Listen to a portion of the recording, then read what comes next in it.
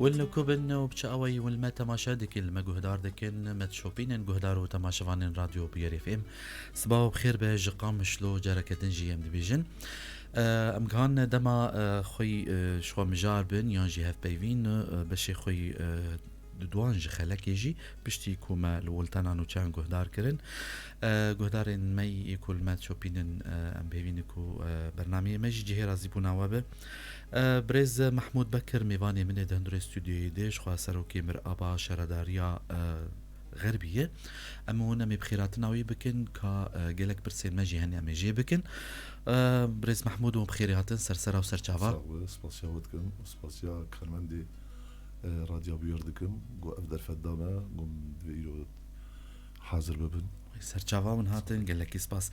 ان شاء الله هناك ايرو ام بلكي ام بيجن تدي تميم ملد ملي خدميده بنغوازي وان هنا وايشين وان هنا بيكو مردو بشينجي بيغمان رخن ميل خوجي بكن ميل واجي بكن و بسنجك فرامي يعني رخنين جهداران رخنين ملاتمي حميز بكن 429 صادو يك نمرة تلفونا مع عرضية شخوا واتساب 093 82 80 يك شار وشان زندي بوير عربي من خدمة ودا يجي مجارة ميرو يلسر باقجيا باجير بش خوا مرآة وكام دزانن او جي بشكه ده شارداریه ده آلیات و کارمند نوی هنه کارمند کو هاج باقجیا باجیر هنه گر گوتن نوی گر نرین نوی جی هبن ده درباره ویده و دکارن تبریمه ببن اما دست بکی هنه کی بحثا پروگراما گره یعنی گره باقش کرنه هفتیه ده چند جاری دگره بریز محمود؟ تمام ده هفتیه ده تدي برنامجك مدانية حرسبة ما برنامج بقى مثلا وك إيرو ما بيجن ميناك كومينا شهيد رمزي أو كومينا شهيدة ريحان ده حفتيه ده سيجارة برنامج وان وك سبتا دشما چارشما أروكي ناي ده من اللي كومينا شهيد رمزي ده اللي ما بيجن وك لحظة سيشما بين شما روجين دجي يعني نوك تمام الحمد تاخا مولوكية روك بروكية من اللي آلية كورنيجي لالي حلكوجي من اللي هليلية لالي من اللي غربي باش بريز محمود ناف خافتني خود تبع سافان تاخاكر نهاوكو شارداريا ملي غربي چتاخ غريداي وين الجغرافيا ويدن يعني نهاون بربرسياري چتا خانو وبربرسياري باقجيا چتا خانه جبو ان مغودارت كاگر غازني وانجي هبن دكاربن او جي ببيجن چتاخ غريداي وين طبعا تاخيغو بمفغريداي جالي جسر دي جسر فاصله النقابه مو نقابه الشرقي ده جنافا سوكي جنافا سوكي ده طبعا جسر وآلي ملي غربي ده آلي غربي ده وك غربي كورنيش هليلية أوانا قريداي منه طبعا سوق جي قريداي مي طاقة مع هدي أو جي قريداي مي طبعا أو محسوبة هليلية هليلية جور وجير تدي أبجر دبيجن آلي حلقو قريداي مي طبعا سيران مهنة أوانا روجانة وك تبيج ريا عام ريا عام أبي تشونو عتن سرية ويا روجاني سيرمة ما برنامج جيردانية ويا روجاني نوك تاخاي بله يعني وقت قد عامودي وريا حسكي أوانا تمام وكمان بيجن ريا عامودي ريا منير حبيب سوكا لحدة حزام حردو حزام عليه ملي قابيجي وعليه ملي حلكوجي أواجي تديد سيري مجوار خاصاندنا شارع سياحي ريا حسكي شارع وحدة يومية شارع حمام مجرد بيجن أوايا يومية كورنيش يومية أما بيجن شارع كاريزا أوايا يومية أوايا بروجاني چونو هاتن لي هي نوك علي قوتيك مدري تاخاد حركاوي زيدة حركاوي چونو هاتن هي دكان لي هنا وريان رئيسي ندبقوا يعني بهتر برج بو خاطري چونو حوجداري باقجيه بهتر يعني تمام وهم جي يعني وقت بيجي روي باجيرن يعني باشا ناخد شتيكم فهم كر وك انا بطلانه الجموتنا عطلتنا يجي كارمندي ور وك سازيا وامر ابا وما ناخو عطلتنا يجوريا نا اما تديوك تشو مناسبات هبك وك مراب تجارتي عطله جمتنا معطلنا عاطلين ل تشكيده هي قبل رجع عطله بالاشاره داريا او لدرن ده الشسازي مهبه عمالي قوتين جمع وشفيري قوتين طبعا اضافيات جوار هنا مجوان دكنوك مجاري باريزيدا يعني اريو نكيلو اليكاري يعني وكاليكاري مواردكن طبعا روجا ينجي ام ناعتلين روجا ينجي شهر ساري مدار دكافن سريع عام طبعا مك ما قوم قلت دي ريا عام وك شارع وحده شارع كورنيش وحزام وآلي ريا عمودي ومنير حبيب وانا قش ام ناسا كن انت دي حتى روجا ينجي ام شهر سيارة دخصيني جو خاطر يقول دركتنا ريا عام بالي شنو هاتن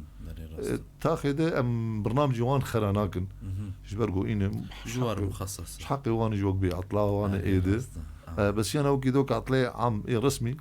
عطل الجمع تنن تدي وك مراب ام لا عطلين راسي ما بنزاني بو يعني سازيا كمكو يعني بطلانه يعني عطله جيرتني وي خويا باش كارمندي نوا يعني افقاستاخ قريدايون يعني ناس كتير تقريبا ما بتبيج نافا بازاري سوكي وحمامي وحلكو وهروها يعني بس حتى قال لك يعني افكار مندي وتيرا ودكين الياتي وباشن جماروان ونحو جداري تشنا خدي الياتي يقول جمع هنا قريداي من تدي شش ساري مني مظن هنا طبعا باقجي وشاري بتشوجكن تركتوري ما دحبن طبعا هيموجي قريداي مي ل علي ملي هي علي هيمو د تركتور جوان مخصصه وعمال ويدنا شارداري كلورجي هي الويد اوجي تدي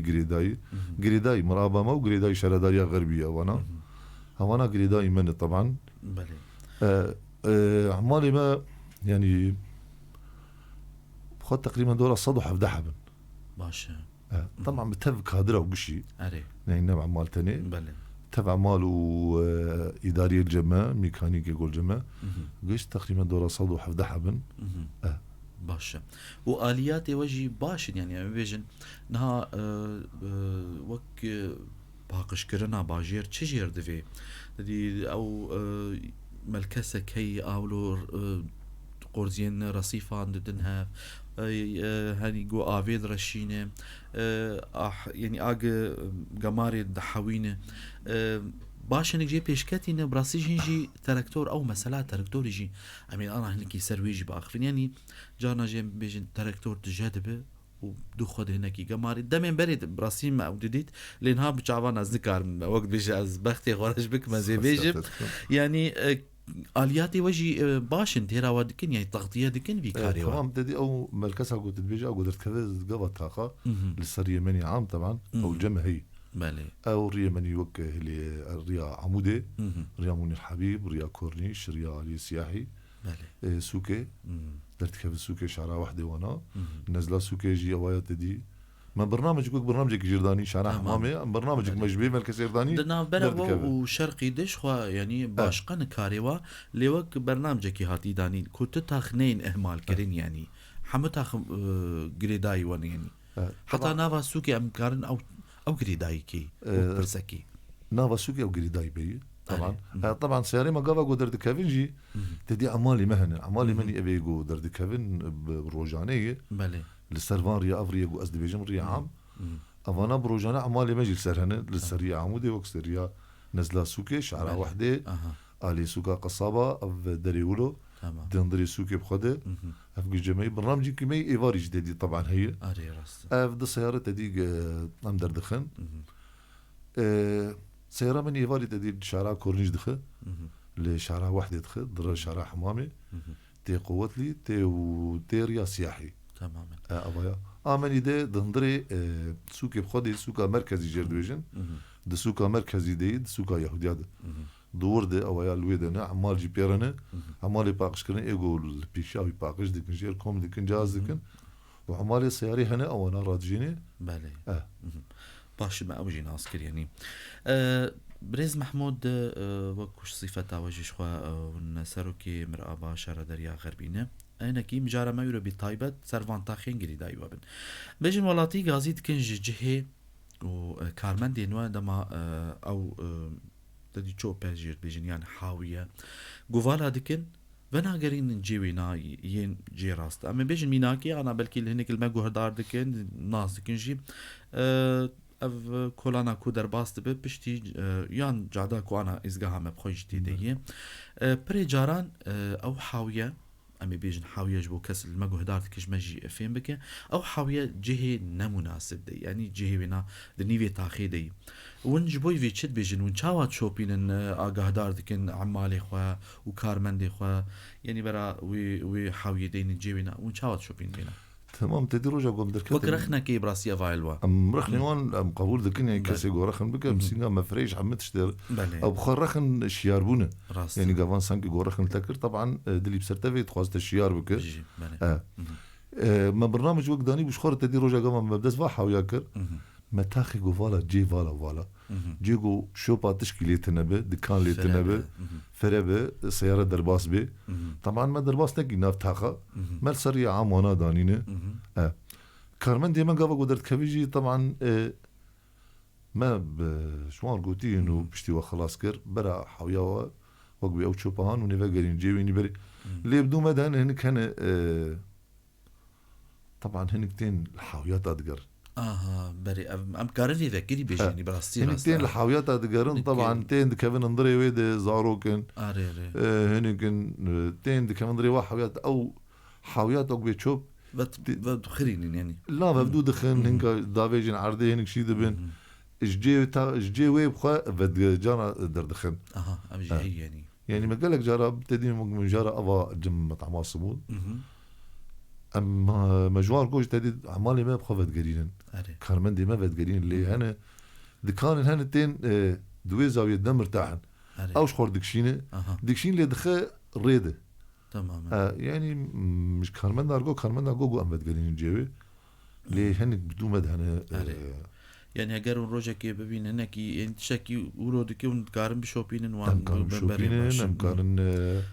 بگویم سکنینن کداوا پیروزه یعنی بو پاکش کرناوی باجاری یعنی برا او حاویه هاشی جویجی بدو بو جی خوی گنجاو به مناسب جی بگمان وی او جی کی خوشیه به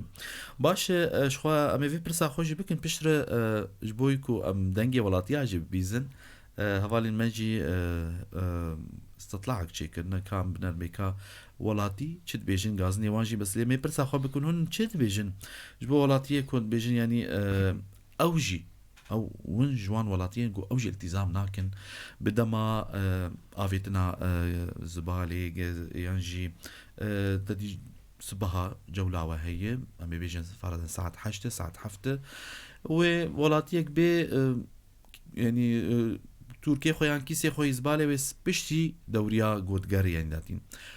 دريا ازگها بو يرده خوازن وجي وكه تشتكي ببيجن غازنا وجيج ملت هي وغازنا ملت جي بيگمان ويا بي ونشت بيجن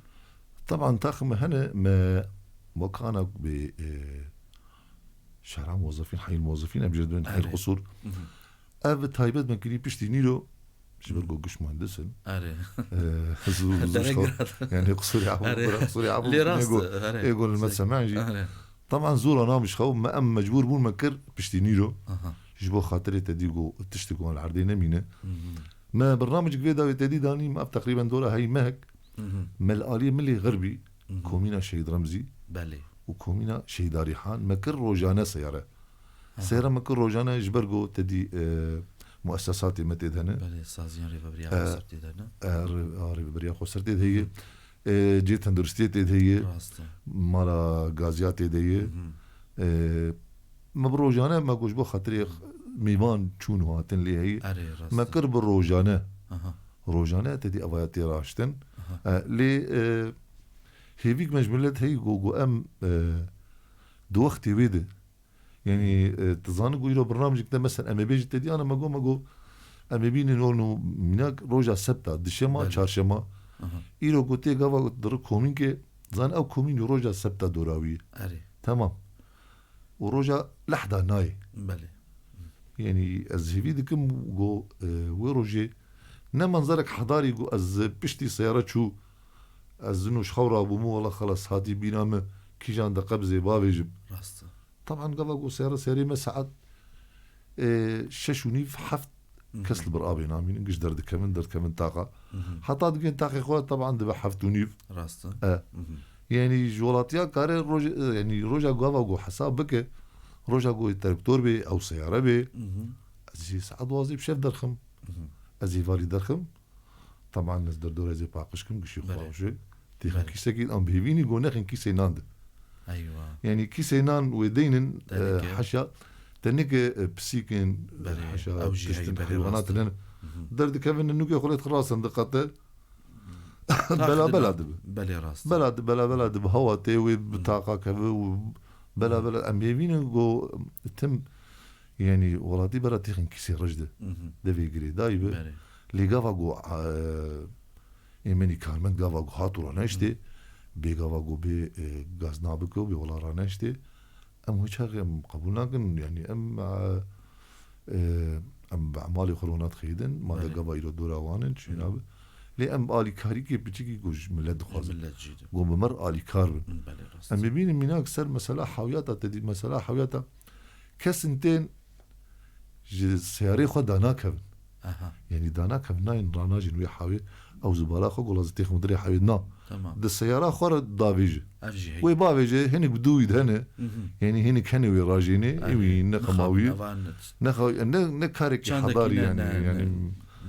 يعني بيفيد كن كسي قابا جو ببين حاويه فوالا بيجي ازيدا كفن بصورة كي حضاري استيخ مدري وي حاويه ده كارمان دي ما درن دجارة تعبين يعني هم راجين حاويه او حاويان جانا نيبي فالاي بس در دوراوي جندري ديتر افجي رخنك الولات يعني ام بيفينا افتشي هانجي جو نكرر شخو حاوي ايه مزنجي هنا واز باور حتاني شارداري ين لك ين امجن هناكي بجوكترنجي سريا عام سريا عام تديداني سري مدرد كفن اوج بوي ملتن اوجي هاجي هبه بروجانا وياجي تدي ام فالاد كن وناجي اوجي بروجانا فالاد كن للسوق بي يالتخاب السريع عام اوجي بروجانا فالاد بن بله 429 101 نمرة تلفون عمي عردية ولاتين بشي غربي هاجر برسين واجيها بن ياجي غازني وهبن يلمجو هدار دكم بريز محمود سروكي مرابا شارداريا ملي غربي شو حاضرة أمي بهفر الرابورو استطلاع جو هاتي حاضر كرن جهداري ما أمي بهفر لي جهدار كن دنجي ولاتيان كان بنار بأوتشت بيجن ومفدقر باجاري قامشتي بحاجتي باقشكني أبدم إيصال دسية سال أزبينم بيتر جهددين باقشيا بلد لكن حاوياتي موجود يعني أزبيجم نكا فيني ونقلك جوانا بتشوشك مازنطر بين قالك دكاني سر رياع عمودي أم بينين دور يعني يك ناقي قلكي دوري أم باسيا واكسي فيكايت كن وإيجي دنجي مدقين ملتي مبراسي قامشتي أزبيجم باش بس خوزيك ما الذهب وإنه قامشتي بيتر اهتمام بين نحيا باقش كرني قلكي باشي أزبيجم أما وكيدي من ناحية شارع ما شارع أو قلكي زورة براستي باقش بون فترات هذه خاصة بشتي شارع عمودي زفت كرن قلكي باقش بويه وبشتي حاويات زبالي جداني براستي عالم يعني عوجي علمي نجا زبالي خدافين حاويه وزاروك ما زاروك من وقتي قراد مراد دكانه بطاطا تشمشتات كرن لفي خد كرن وقاغتي خد افيجن حاويه زبالي افتشكي قلقي باشه بس نقطه ثانيه متخص جاري ولو بارانتي ولو توز رادبه ولو بلدي كاري بايا افصاري جواي ابي انا ما حار فتراكي ولو شارع ولو بشوشتانا يعني او توزا هانجي نمراد وقتي شارع زوابه توز رانابه براستي تراكتور وانا موعدي وي قلكي باشا بس افي عاملين نظافه ايقوم بريشتك المكنسه واف عربوك ابوار بتشكي داخل ساعات دهس بين نهتين ام هيفينه يعني بري جو دكان فكن يعني هين تشنهاتي قاعده دكان بري فبن باقشكن زوهنكي بين يعني شغلي اخوه فتراك وانا بولو تيم باقش دكن يعني خوشك باقش دكن اف حاويه داني قلكي باشن يعني تشتي خو زباله خو ام تشيك دكن ام دخن وي حاويه داناني ايش درفه وساعات واكلكي خوش كيمانية واتنا ننسى جادي مثلا ريا عام هي وهي حروجات نافيجنا مضناف جادات ناف مالاد روج بروج كي جرك باوجي روج كامل يعني براستي اف حاويات انا داين قلكي باشا خطوات ايجابي ممتاز باشا كاري باقش كنا قلكي باشا كن يعني تشن بسيط كما يدهي بس وكده كمبدئيا يعني قال لك باش ساعات اوحش خدي بلدي باشي وباخجي وزبابة حاوية بفاي وبحقي خدرو وباش بالا واسط جاري عامل النظافة ممتازة جدا بشارع عمودة بالنسبة لموضوع الزبالة يوميا تنشال الزبالة وفي عمال نظافة تيجي بعد ما تنشال الزبالة تنظف الشارع وفي سيارة تيجي تغسل الشارع على الطرف يمين وطرف الشمال ساعتها وخش على كل حال انا شغلي وقل كفاقج ما شاء الله وسياره فاسريا عام حروتي راجز بالي وانا في حراجي يوميا نايب بس روكنا مزاننا من زباله خب شفدر دخين دبي دري سبي مراد من تشتني حارقش فاقج ساعتها وخش بله ابو جي دنگی ولاتیان ملی گودار کر پریوان براسی کیف خوشی خوتانی سر زمانو یعنی گور گوتنی وابون یعنی وکوا گوتن وای تاني ولاتیه کی تخص کن بیشن دما هاوینی دورزی هاوینی دی باجار ما اشخوا توزلي پر بيجي اگر امكان هب نكي صهري جكبولو بشو و افي برشينه وولاتي كي ديش خد قد جو انه بيشتي الساعة دهتين كام هيدي دي من برسف عواجي بدن قالوا برسفجي الجمبرز محمود كربكن تمام از سباسيا قشاد كم كسيجو يعني جوتن خدي وجدانجي اشتغلين خدي وجدانجي يعني اشتغلين جوتن طبعا از قلك سباسيا عندكم وكسيجو رخناجي ما بقسين قام قلك فري يعني حقي هون اكيد بيقومان وجيش بو في ولاتي يعني. بري راسته اما هاتنقوم كاركي بكش بو في ولاتي راسته ام بيبينو حركه سلوب ان شاء الله يعني ولات بقشاف قريداي راسته طبعا تديش بو حوالي مني قلت تدي جوش بو خاطري وقتي هافيني قاوا قلت تدي ما صاريجي قابي اني طبعا نهجمر هاتيه امي مرشاكي سر شيكن ما قوم امي مرشاكي جر شيكن ما جارك يك حاضر كربو طبعا ما مرشجي بيفكر وما جاهز كر لي شفاط وقتي اقر ما اقر وانا ده مدات فايه يعني بيتر بيوستياوي بيترها بيوستياوي بيترها بو اقر بو زاد ما زاد بون ما دابوان طبعا هيك الجمعيه انا من الناس تلام قريه بري فتره كي اويا ما قوم رزازي مي بيفكن تدي بيرنج ان شاء الله امي دس بيبكن وولاتيه ديش تدي جو انه ساعات ده تدي حطاقو دجنجم طبعا هاتناوي قافا جوج جي طلعها لي ليه حطا دات كذا عامل طبعا سي عامل شو حطاقو دات كذا وقتك يباش دخو وقتك يباش دخو يعني ناف سيارة باقش دك وده آلي يعني آلي كتير آلي باقش دك بردقرا آلية ده طبعا قافا شوية ده حطا دات كذا ده شوي وقت بخوي بساعات ده وبياز دجي لي قافا تدي كارمن بكاري خدك كان جي بتشو وقت يعني قافا قو باقشي باش بله اف وقتي هان تدي حتى قلت طلع لي دي قدات كذا باقش كره اف عمالي مني ايه سريع عامدنه طبعا ابي اقو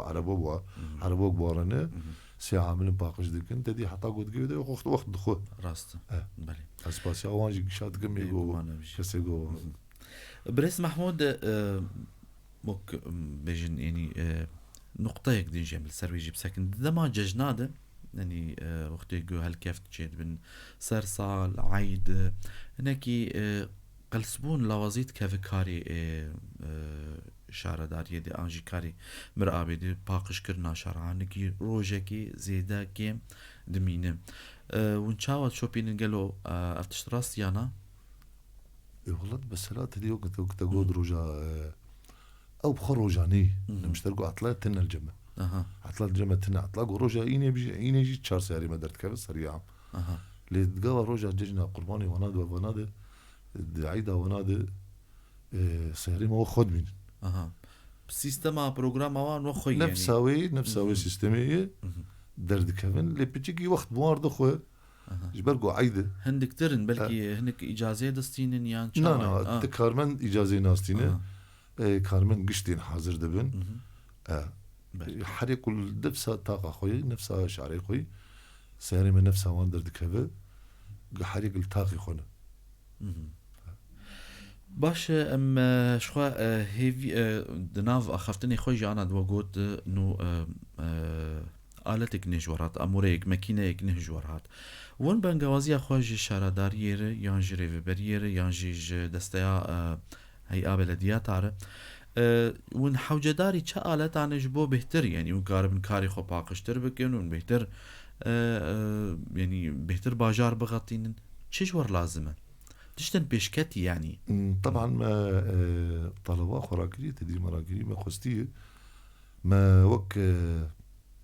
ما شفات قد خستية شفت أول جمع دفاشة ما شفت خستية ما بوكات خستنا اف چن افانا اف شفات ويش بوي چ لازم اف شفات د چلده تدي قبول هنا تين داغرتن اب ما اب اف وك شفت دكشينه بري جبو الكاريا ولاتياني جانا جي جبوك شاندني وانا طبعا ما داو كريه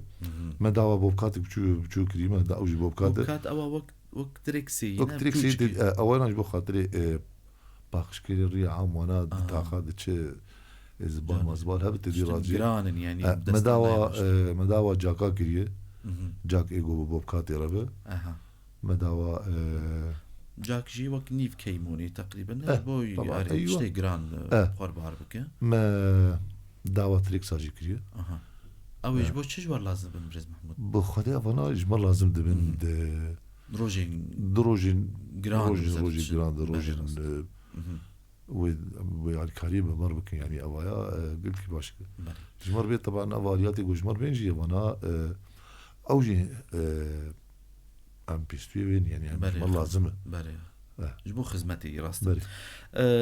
نهاجي ولاتي دناف قوتني خد داخوازيا كوروجي دجاري يعني بيقومان خوزي وزي كهربن دجاري بقرن بيجن يعني خوزي سبها وإيفاري جي بقرن أوايا مندكارين يعني ونكارين برسوا وجبوي فيتشي بخدي جمو مسألة تدي قونو إيفاري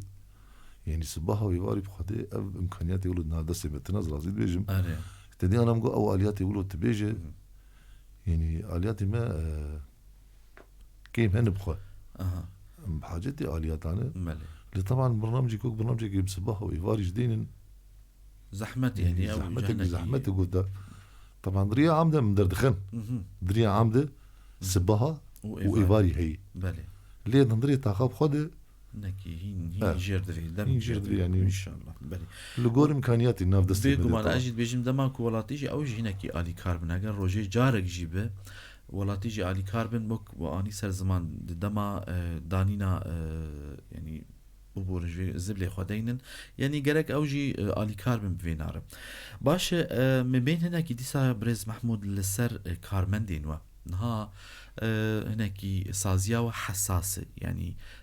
كارمن دين وجي دانو استندني يعني دناف دي كوانا دم ببورن يعني بيجن زبلي نخوش خانيانه زبلين قصابانه دكانن يعني جي تشتن بزرارن تشتن شكستينه قماره يعني اف كارمند حطاني تشا استي ون ويد باريزن وهناك وكي بيجن جاهلا تندرستي دم يعني باراسنا واي تندرستي وجبوي صحة طوان ونشدا دابيلا دكشينن وجاليه يعني بيجن تأمينا واي صحي عربي قلت بيجن او ونشاوا دكن طبعا تدي كارمندي ما تش كارمندي جو ده اثناء الشغل ده جوا جو اصابه وكبي بيجن اصابه او بيجن داربو ما وك شارداري وك مراب ما ما كريدان أخوة بمستشفى فرمان كري بله وك عقد مبار شيء كريه كارمن دي ما أي تشتبه بيه ده أثناء الشغل ده مجير تخسير ناقد تجاري ما أنا دعوة درزية كوزازي كريه طبعا إيش قشارة شو أمبيت خازم بيجن ما دعوة درزية كوزازي كريه درزية كوزازي قوا قوبي طبعا أنا الحمل كارمن داخل تبي داريا وقش كامل تماما ما جو الجور بيوستياغو ما خستي الجور عدد ما خستيش مربي ما دعوة كريه يعني ويجمر بين لبكيوان ام طبعا لبكا بخندستي خوده شو من ارجي ببرسيا لبكيوان تشيكيوان تشيكيواني اي هافيني هنا اي باراستنا تشيكيواني هافيني هنا وتشيكيواني اي تشلا هنا تشلا موكلا ينود دوانج بو خاطري قبا تدي شلنبن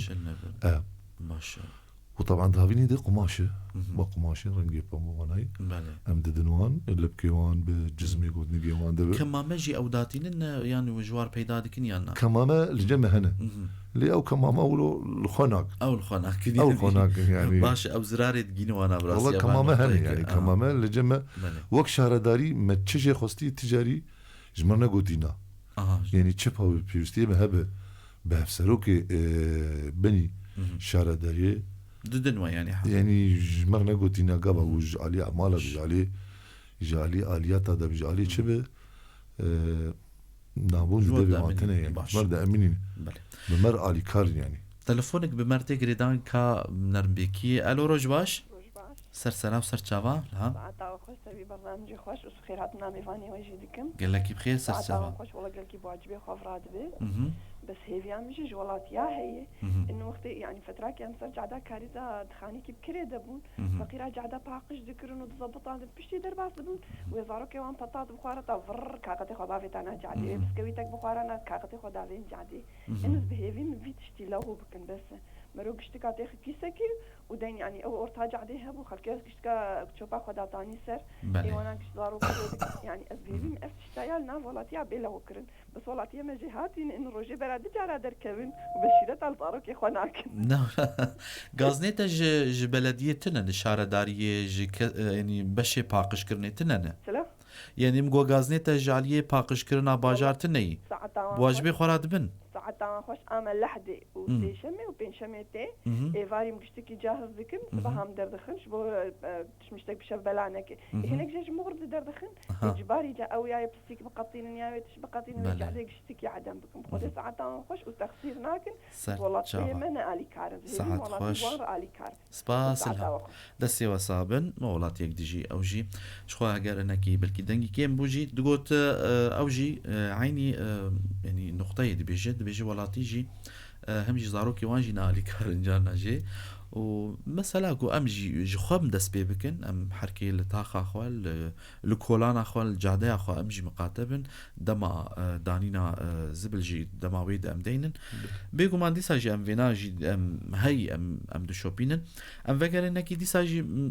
مجارا باراستنا تندرستي وان كارمندان واني سر زمان وغو هم نخوشخانه جوار هي يعني وكو عقدكيه طبابي بيقومان يعني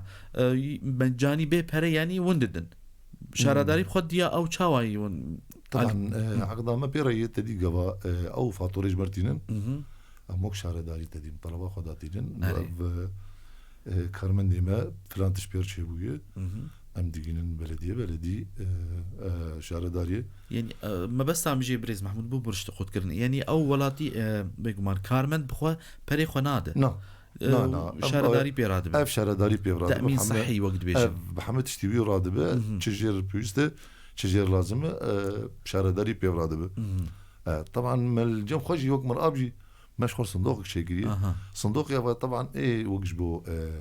كارمن دي ما ايغو عملي كريبه ايغو تشتجير لازم الي كاري يعني وقت الي كاري كي ما بخد نافخد شيء كريه افا تشتكي امجي مالي كاري بار كنت دي ماشي لي اما بيجي نقطة طبابة شارداري قش بيفراد جالي درماني ويده جالي مستشفى ده جالي حمد شديد باش قلت لك وي داوي جبو ولاتيان مسباسياوت كن بريز محمود بكر شخوا ساروكي مرابا شارداريا قامش لو يعمل لي غربي قلت لك وي داوي بيجي جبو ولاتيان كرم كده طبعا دي سازي بيجي مسباسيا راديو بيردكم قال لك سباس سرجا صاون يعني ام بهيفينغو ام نبي